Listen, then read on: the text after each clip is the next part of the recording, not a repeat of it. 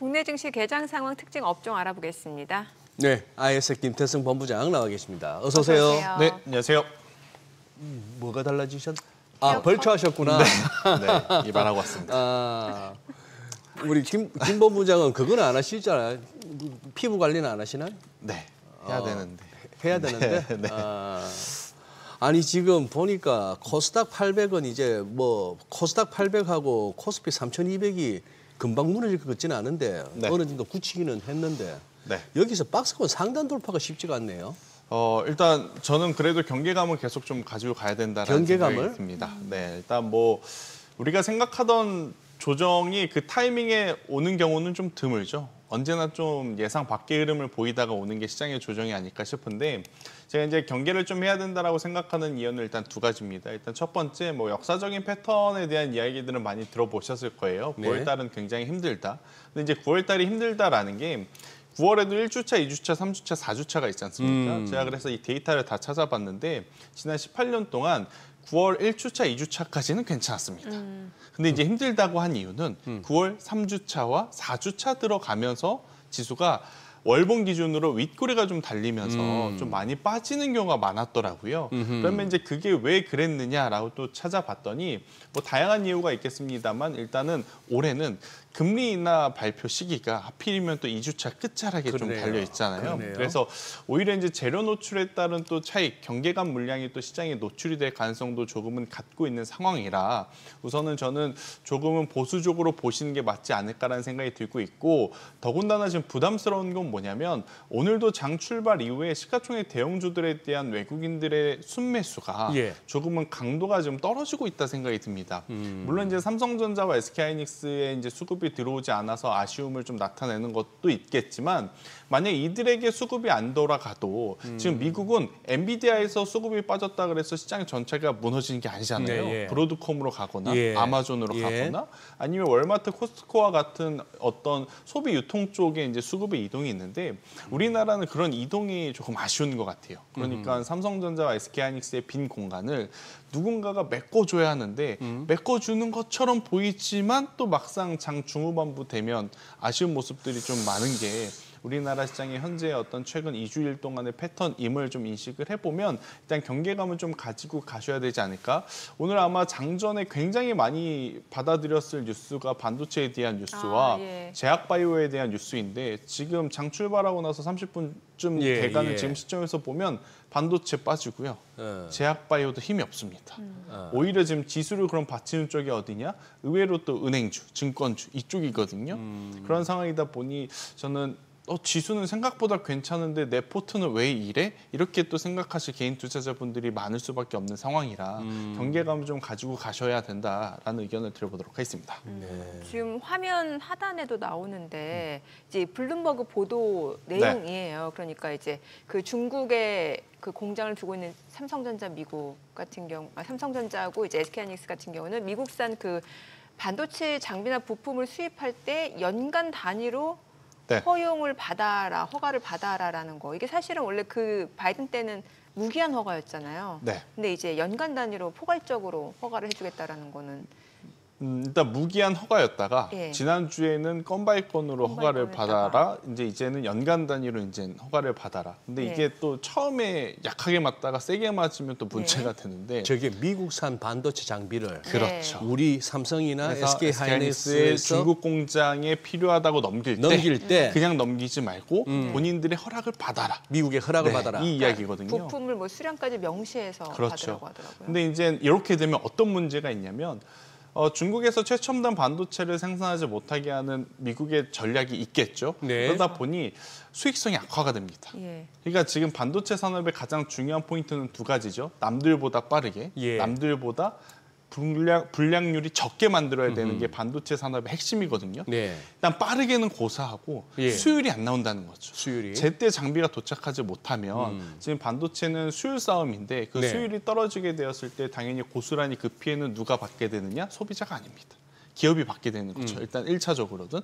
그러다가 이걸 감내하지 못할 땐 제품의 전가가 되면서 소비자까지 피해가 되는 그런 상황이거든요. 그래서 처음에 저 내용이 왔을 때는 삼성전자, SK하이닉스 혹은 반도체 쪽에 굉장히 부담감을 주는 부분들이 아닐까 많이들 생각을 하셨는데 제가 지난주와 지지난주 방송에서 요 비슷한 부분을 이야기를 드릴 때 너무 걱정하실 필요가 없다는 이야기를 드렸어요. 네. 왜냐하면 지금 중국에서 SK하이닉스도 그렇고 삼성도 그렇고 주력 제품을 생산하고 있지는 않습니다. 예. 그런 상황이다 보니까 수율이 조금 떨어져도 거기서 거기라고 좀 생각이 하시면 될 것 같아서 이 부분에 너무 민감하게 반응을 하실 필요는 없지 않겠느냐. 대신에 삼성전자 같은 경우에는 이 뉴스 처음에 나왔을 때, 그러니까 2주 전에 처음에 건바이 건으로 허가를 받아야 된다 했었을 때 주가의 조정이 좀 나왔었거든요. 그때 이제 7만 전자 이탈을 했는데 어느새 다시 이제 7만 전자 위로 올라갔기 때문에 이 뉴스는 이제는 조금은 불확실성들이 많이 해소가 된 상황이라 너무 크게 개의치 않으셨으면 저는 좋겠다는 생각이 들고 있고, 반도체는 정말 다행스럽게도 엔비디아의 그 빈 공간을 잘 채울 수 있는 브로드컴의 등장이 나왔기에 저는 걱정하실 필요는 조금은 없다. 다른 섹터들보다. 하지만 이제 속도에 대한 고민은 있을 수밖에 없습니다. 왜냐? 그동안에 엔비디아가 상승을 하면서 반도체 전체를 이끌었는데 엔비디아가 주춤하다 보니 그 안에서 이제 순환매가 좀 도는 거거든요. 예, 예. 그런 상황이라서 저는 반도체 IT 전체가 간다기보다는 일부 종목에 조금은 국한된 상승세가 나올 가능성이 높으니 이 부분을 꼭 체크를 하셨으면 좋겠다는 이야기를 드려보도록 하겠습니다. 말난 김에 지금 네. 뭐 미국 쪽 하시는 분들 참고하시려고 네. 엔비디아는 뭐 이렇게 조정이 오다 보니까 이제 한 60일선 왔는데 네. 이 정도 왔으면은 뭐 184불에서 지금 168불까지 왔으면 여기서는 단기적으로는 또 한번 사고 싶어지는 그런 레벨은 맞긴 맞습니다만 네. 굳이 여기서 엔비디아 살래 지금 날아가고 있는 브로드컴 살래 하면은 어느 쪽이 더 그럴 바에 차라리 그냥 싸 보이는 삼성전자나 담아두고 갈까? 예, 삼성전자는 좀 논외로 두고요. 또 논외로 두고 둘 중에 하나를 고르자면 일단은 브로드컴의 손을 좀 들어줘야 될 것 같아요. 브로드컴. 네. 그렇다고 해서 엔비디아가 더 빠진다 이건 아닐 것 같고요. 네. 이제 브로드컴에 제가 손을 들어주는 이유는 일단 크게 세 가지로 좀 압축할 수 있을 것 같은데, 일단 첫 번째, 엔비디아는 지금 실적에 대한 눈높이들이 조금씩 낮춰지고 있는 상황이잖아요. 이번 분기에도 사실 엄청나게 좋은 실적을 내보였음에도 불구하고 기존에 보여줬던 전분기 대비 이번 분기 혹은 그 전전분기 대비 전분기 이 성장 속도에 대한 정체가 다소 좀 완화됐다라는 게 가장 큰 고민이었거든요. 반대로 브로드컴은 이제 시작이다라는 거죠. 사실 이제 브로드컴이 갑작스럽게 혜성처럼 등장했던 것은 아닙니다. 작년 이맘때부터 이미 엔비디아의 향후 경쟁사는 AMD도 퀄컴도 아니고 브로드컴이다라는 이야기들이 많았었어요. 그걸 이제 지난해 4분기에 실적으로 보여줬던 상황이고, 그 이유도 그럴 것이 사실 최첨단 반도체라고 하지만 엔비디아는 결국 범용 반도체를 만드는 거거든요. 그러니까 움직이지 않는 곳에 데이터 센터를 설립해서 예. 그 안에 칩을 가득 쌓아서 예. 막대한 양을 우리가 생각하지도 못하는 시간 안에 학습시키고 예. 그 학습된 내용을 가지고 소비자들이 원하는 대로 추론을 해서 답을 해주는 능력들을 이제 만들어 준 게 지금 엔비디아인데, 브로드컴은 지금 테크 기업들이 원하는 칩들의 상이 다 다릅니다. 누구는 자율주행만을, 누구는 로봇만을, 누구는 산업 현장에서 어떤 제품을 분류하기만을 예. 이렇게 원하는 칩들이 있거든요. 예. 근데 이걸 왜 엔비디아 칩으로 못하는 게 아니라 지금 엔비디아는 발열이 가장 큰 문제잖아요. 발열? 네. 그런데 지금 테크 기업들이 원하는, 그들이 커스터마이징 해달라고 하는 요청대로 슬림하게 만들어야지만 발열에도 문제없이 효율성을 높여서 해당 제품들을 작동시킬 수 있다 보니 그렇게 커스터마이징 해줄 수 있는 브로드컴의 기술력이 지금 필요하다. 이렇게 좀 보시면 될 것 같아서 앞으로는 엔비디아도 당연히 성장을 하겠죠. 그러니까 중동 시장에 이제 진출하기 시작한 엔비디아라서 수요가 꺾인다 이건 아니고요. 대체적으로 저는 브로드컴에 대한 눈높이가 조금은 더 상향이 될 가능성이 높다는 생각이 들고 있고, 그리고 목표가 하향 리포트가 이제 간밤에 7개월 만에 나왔습니다. 지난 2월 달에 엔비디아 관련한 목표가 하향 리포트가 하나 나오고 나서 그다음에 안 좋아도 중립이었고 대체적으로 다 상승이었는데 간밤에 정말 오랜만에 예. 7개월 만에 이렇게 하향 리포트를 나온 걸 봐서 엔비디아를 부정적으로 보는 시각보다는 기간 조정이 조금 이제 올해 나올 수 있지 않겠는가라는 의견 드려보도록 하겠습니다. 근데 젠슨항이 좀 젠슨항 CEO가 좀 잘해야 될 것 같은데 이번에 로즈가든 그 만찬에도 안 갔더만. 근데 그 자꾸 왜 안 가? 예전보다는 예. 그러니까 이건 저의 생각입니다. 예. 근데 예전보다는 대외적인 활동에 조금 더 집중을 하고 있는 것 같아요. 대외? 네. 그러니까 원래 예. 이런 공식 일정상 거의 스케줄이 없었던 CEO 중에 하나였고 예. 근데 그도 그럴 것이 사실 우리가 최근 들어 엔비디아에 관심이 갔던 거지. 4년 전, 5년 전 혹은 그 전에 엔비디아 우리가 그렇게까지 신경을 많이 안 썼기 때문에 이제 잘 몰랐었던 것일 수도 있겠지만 최근 이제 젠슨항 CEO의 행보를 보면 네. 그래도 굉장히 많은 어떻게 보면 언론 접촉들도 하고 있고 뭐 여러 가지 자리에 나가고 있는 걸로 봐서는 기업을 위해 최대한 지금 일정을 소화하고 있다. 이렇게 좀 보시는 것이 저는 맞을 것 같다는 생각이 듭니다. 그래도 현재로서는 최고의 글로벌 스트롱맨인 자기네 대통령한테 자꾸 눈도장을 찍어야지 왜 자꾸 피하지? 네. 그래요. 그 삼성전자 얘기 중에서 네. 보니까 온디바이스 AI 업체 뭐 인수한다는 얘기가 있어요. 이건 구체적으로 어떤 내용이에요? 그러니까 지금 삼성전자가 현금 자금이 굉장히 많다는 거는 우리가 현금, 계속 예. 알고 있었던 상황이잖아요. 그리고 이제 삼성전자가 사실 그동안의 기업을 운영하는 방법을 좀 보면 성장성 있는 쪽에서 처음부터 투자를 한다기보다는 일정 부분 가능성이 있는 기업들을 많이 인수를 좀 해왔던 상황이에요. 네. 그러다 보니까 레인보우 로보틱스 이후에 사실 굉장히 많은 관심을 좀 갖고 있었던 상황이었지만 막상 뚜껑을 열어보니까 그러니까 이 젤스라고 하는 기업을 무시하는 게 아니라 예. 우리가 생각한 것보다 규모도 좀 작았고 그리고 방향성도 좀 달랐었던 거죠. 네. 많이들 이제 IT라든지 반도체 쪽을 좀 생각을 했었는데 갑작스럽게 이제 이재용 회장의 어떤 인수 카드로 이 젤스 헬스케어가 좀 나오다 보니까 그때 당시에 굉장히 말도 많고 좀 탈도 많았던 상황이었고 이제 다시금 이제 만약 또 M&A를 하게 된다면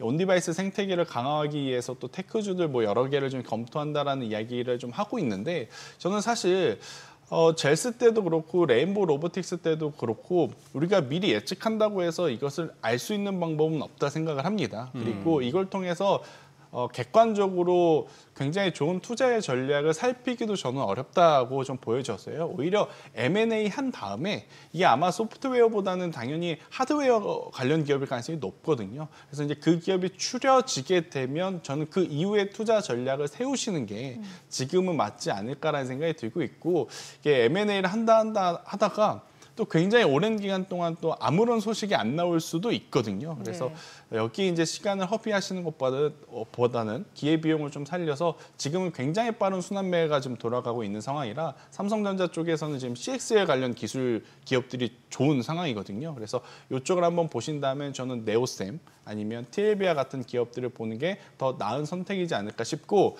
CXL은 또 뭐야? HBM도 이제 머리에 익숙해지기 시작했는데 또 CXL까지 공부를 해야 돼라고 생각을 하시는 분들이 있어서 짤막하게 좀 설명을 드려보면 지금 이제 고속도로가 이제 왕복 4차선에서 이제 왕복 8차선으로 이제 넓히게 되면 아무래도 넘어가는 어떤 데이터 양이 빠르고 그리고 이제 좁은 도로로 왔다 갔다 하는 것보다 넓은 도로로 왔다 갔다 하는 게 이 발열에도 효과적일 거 아니겠습니까? 예. 그러다 보니까 이제 그것을 보완을 한 게 바로 이제 CXL 기술이라고 좀 보시면 될 것 같아서 뭐 HBM 다음 기술이라고 좀 보시기보다는 HBM과 같이 결합을 해서 성장을 해 나가야 되는 기술 이렇게 보시는 게 아마 시청자분들이 이해하시기는 좀 편하실 것 같아요.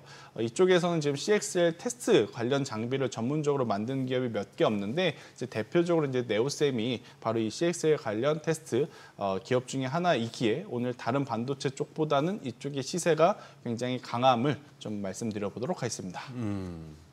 지금 증권주가 조금 힘을 보이는데 네. 그동안에 어느 정도 좀 조정도 받을 만큼 받은 상황에서 지금 뭐가 또 재료가 있나요?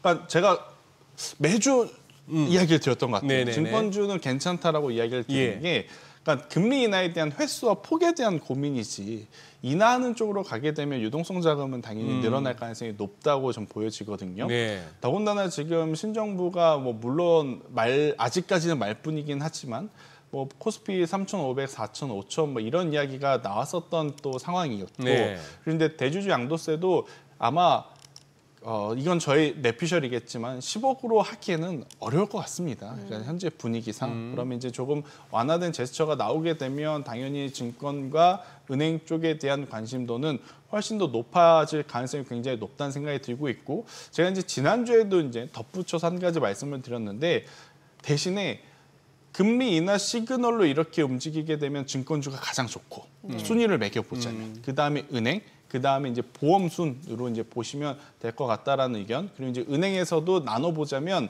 자사주 매입 비중이 높은 그러니까 신영증권이라든지 북옥증권을 좀 제외하고는 저는 키움증권, 미래에셋증권, 유안타증권 순으로 보시는 게 현재 매매하시기에는 가장 좀 편안하지 않을까 싶고 나는 이것도 좀 싫다 그러면 이럴 때 ETF 하라고 이제 있는 거거든요.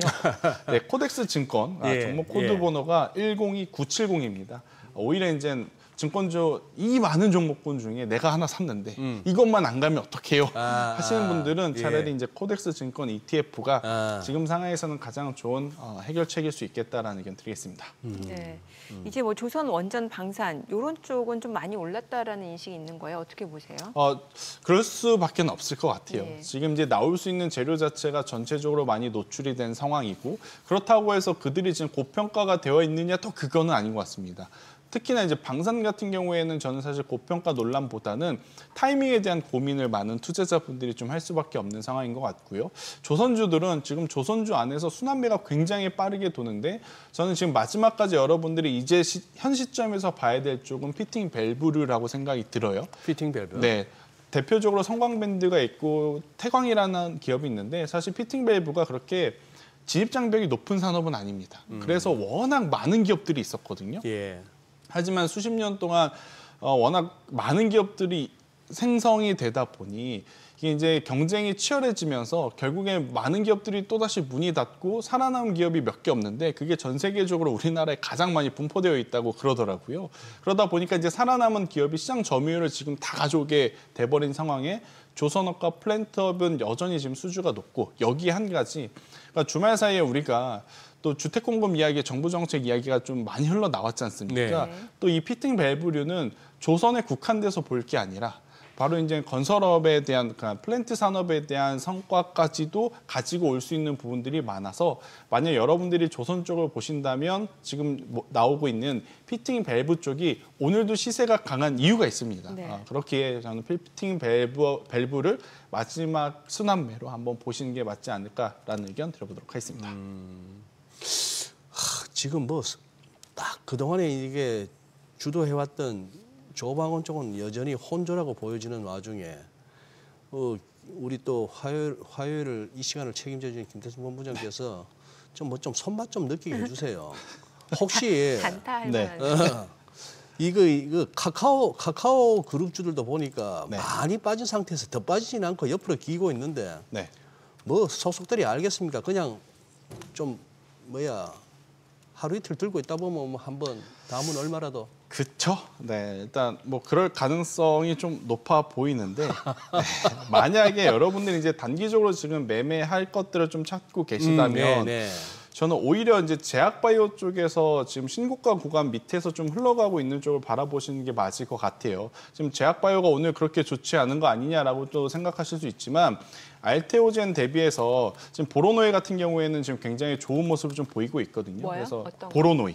보로노이. 네, 지금 폐암학회를 앞두고 결국에는 지금 보로노이처럼 AI 플러스 신약 개발 쪽에 대한 관심도는 자연스럽게 올라갈 가능성이 높다라는 관점에서는 저는 보로노이를 현재 시점에서 한번 꼭 보셨으면 좋겠다는 생각이 들고 있고 지금 알테오젠도 그렇고 리가캠도 그렇고 ABL 바이오도 그렇고 지금 역사적인 고점 밑에서 더 밀리지는 않지만 계속 눈치를 보고 있는 상황이에요. 근데 이제 그중에 보로노이가 현재 시점에서는 지금 가장 좋은 어떤 일봉의 모습을 좀 보이고 있어서 이 흐름이 오늘 점심때까지 이어지게 된다면 저는 충분히 한 번 더 강한 상승 탄력을 받아볼 수 있겠다. 이렇게 좀 해석드려 보도록 하겠고 지금 우리가 로봇을 많이 이야기하잖아요. 네네. 로봇 쪽에서 보면 조금은 변화구이지만 고영이라는 기업이 있습니다. 고영 같은 경우에는 반도체 관련한 어떤 소부장주에 포함이 되면서 이 자회사를 통해서 의료용 수술 로봇을 공급을 해요. 근데 이제 국내에 공급하는 것뿐만 아니라 미국에도 공급을 하는데 7월부터 미국에 실제로 공급을 하기 시작을 했습니다. 그런 상황을 토대로 본다면 지금 금리 인하 시기에 로봇주에 관심들이 확장이 되었을 때 저는 수술용 의료 로봇 관련 기업들도 자연스럽게 한번 시세 탄력을 받을 가능성이 높다라는 생각이 들어서 현재 시점도 지금 중기 장기 이평선 그 밑에서 이것을 이제 돌파할 거냐 말 거냐 좀 기다리고 있는 모습을 좀 보이고 있는 상황이라 이쪽에 대한 관심도는 저는 여러분들이 한 번 더 꼭 체크를 해보셨으면 좋겠다는 생각이 들고 있고 그리고 앞선 패널분께서 이제 자동차 이야기를 긍정적으로 하고 가셨더라고요. 김영익 교수님께서 네, 교수님 의견에 저도 적극적으로 공감을 하는 바 자동차 쪽은 상대적으로 지금 밸류가 낮다고 좀 보여지거든요. 근데 이제 문제는 세게 움직이는 쪽은 하이브리드 부품 대표적인 코리아 FT 하나만 지금 시세를 내고 있는 상황이라 고민이 되긴 하지만 저는 현재 위치라면 현대 위아와 현대 모비스만큼도 저는 계속 긍정적으로 봐도 괜찮다. 이렇게 정리 한번 드려보도록 하겠습니다. 그럼 LG 에너지 솔루션을 비롯해서 2차 전지는 어떻게 보세요? 사실 한동안 좀 올라가나 싶었는데 오늘 지금 예. 중요한 이치거든요, 이들. 예. 그러니까 오늘과 내일 혹은 내일 모레 안으로 이제 데스켓 바운스가 나와야 예. 여기서 더 밀리지 않는다고 판단이 되는 중요한 시기라서 저도 2차 전지주들을 아침부터 계속 보고 네. 있는 상황인데 사실 이쪽은 트레이딩 하자고 이야기하기가 명분이 없습니다. 저는 이제 갖고 계신 분들. 그러니까 갖고 계신 분들은 선택지가 없어요. 일단은 기다려야 들고 돼요. 가셔야 되는 상황인 것 같고 예를 들어 이제 최근에 이제 트레이딩 하셨다가 이제 물리신 분들이라면 네. 저는 오늘과 내일 모레까지 기다렸다 반등이 안 나오면 손절하셔라 이렇게 이야기를 드리겠지만 그것도 아니라 재작년에 가지고 계신 분들은 지금 사실 지금 털어도 의미가 없고 그렇다고 추가 매수를 해도 자금이 엄청나게 많으신 분 아니면 평단도 많이 못 내릴 것 같습니다. 그래서 이제 그 분들은 이게 무책임한 이야기는 아니고요. 그러니까 제가 해드릴 수 있는 건 일단 지금보다는 좀 의미 있는 위치와 의미 있는 뉴스가 나올 때까지는 조금 더 기다려 보시는 게 맞지 않겠나. 사실 한 달에서 두 달 전만 하더라도 저도 그렇지만 ESS 에너지가 이들을 조금 이끌어줄 거라 생각을 했는데 그러게요. 결국에는 중국의 어떤 최대 리튬 광물을 채굴하는 기업의 그 중단 소식, 그러니까 수요는 늘어나지 않는 상태에서 공급단을 조절해서 단기 반등이 나오는 건 역시나 한계가 있었던 것을 우리가 좀 다시 상기를 해야 될 것 같다라는 의견 드리겠습니다. 네. 예. 한동안 왜 피부 미용 의료기기 화장품 쪽도 좋았고 왜 그 네. APR 엄청 네. 이슈였잖아요. 이제 좀 쉬어가는 구간인 것 같은데 이런 쪽은 어떤 전략이 좋을까요? 저는 조금 더 보셔도 괜찮지 APR? 않을까 싶어요. 화장품. APR도 그렇고요. 근데 이제 신규 매수라기보단 예. 그러니까 기존에 들고 가셨던 분들이 조금은 더 이제 보셔야 되는 자리이지 예. 현재 구간에서 APR이 여전히 좋다고 그럼 나도 한번 사볼까? 이럴 자리는 저는 아니라고 좀 보여집니다. 왜냐하면 이제 이쪽 안에서도 지금 굉장히 빠르게 순환매가 좀 돌고 있는 상황이라서요. 이제 그것을 좀 이용하는 매매가 좀 필요하고 APR, 뭐 파마리서치, 원테카 같은 경우에는 조금은 더 들고 가셨으면 하는 마음입니다. 대신에 화장품주는 좀 달라요, 저는. 화장품주들은 제가 2주 전에도 한번 이야기를 드렸는데 부정적으로 본다기보다는 다음 실적까지 시간이 이제 많이 남아 있지 않습니까? 다음 어닝 시즌까지. 그 기간 동안 화장품주들은 뚜렷한 모멘텀이 없다면 당분간 주가가 좀 빠르게 상승하기에는 다소 좀 부담스러운 부분이 없지 않아 있어서 방향계를 VT를 한번 보셔야 될 것 같습니다. VT가 최근에 다시 역추세로 지금 전환이 될 가능성이 높아 보이는 구간까지 지금 조정이 나온 상황이라 VT가 반등이 나오면 괜찮지만 그렇지 않다면 우리가 한 달에서 한 달 전 계속 좋다고 하는 기업들 다수가 기간 혹은 가격 조정 구간에 들어갈 가능성이 높다고 설명을 드리겠습니다. 네. 네. 야, 확실히 이 우리 김태성 본부장이 한 번씩 이렇게 제가 그게 해서 뭐 좀 손맛 좀 느끼게 해주세요 이러면서 하면은 언급하는 종목들이 분명 보면은 꿈틀거려요. 예, 그러니까 이게 참 조심스러운 거죠. 그렇죠. 조심스럽기도 하고 이런 세상이다, 이런 시장이다 보니까 뭔가 자꾸 유혹도 생기고 네. 그렇긴 한데 한번 공부하실 만한 그런 차트네요. 이 네. 두 개 종목은. 그리고 예. 하나 더 추가해서 네, 네. 드리면 대한전선, 대한 대한전선. 전선. 그러니까 전력 관련 기업들은 네. 그러니까 전력기기가 부담스럽다면 예. 전선주들로 시선을 좀 옮겨서 대한전선과 대원전선을 꼭 보셨으면 좋겠고 예. 대한전선이 이번에 이제 첫 수주 3조 원 달성했다라는 이제 역대 최고 성과 뉴스가 오늘 아침에 네. 좀 나온 상황이거든요. 근데 이제 수주는 역대 최고인데 왜 주가는 역대 최고가 아니에요라고 생각하실 수 있는데 예. 사실 LS하고 지금 소송전이 계속 길게 좀 이어져 있긴 있어요. 네. 그런 불편함이 있지만 그래도 주가는 실적으로 답해야 된다라고 자. 생각을 해보면 지금의 위치도 우리가 고려해볼 필요는 있겠다 정리드리겠습니다. 네, 오늘 내용 잘 들었습니다. 고맙습니다. 고맙습니다.